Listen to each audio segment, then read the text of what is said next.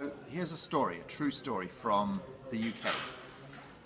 In 1889, in the late Victorian era, there lived a guy called Charles Booth, not related to the Sally Army Charles Booth, but another one. This guy, Charles Booth, was a capitalist. He had a very strong social conscience, and he loved his country. And he had an argument with the socialists, because the socialists at the time were saying that poverty in London was something like 20%.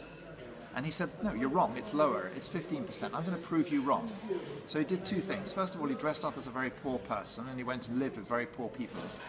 And under the radar, they didn't know who it was. He was like the first secret millionaire. And then secondly, he paid out of his own pocket for a team to go up and down every single street in London, capture all the information about poverty. And they made this beautiful map called the London Poverty Map.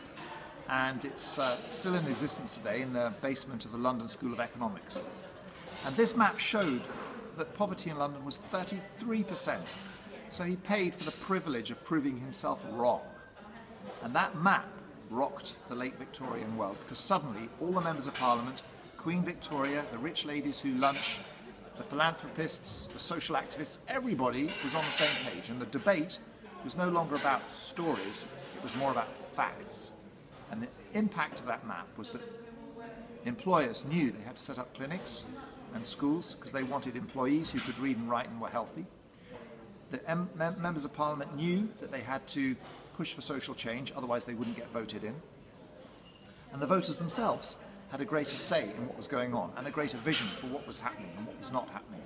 Absolutely amazing effect. Within 20 years, our country also had a state pension system which gave tacit permission to husbands to give the wives permission to go and get reproductive choice, because instead of attempting to have 10 children, 5 of whom died, there was a pension at the end of it. All of it starts with a clear vision on a map.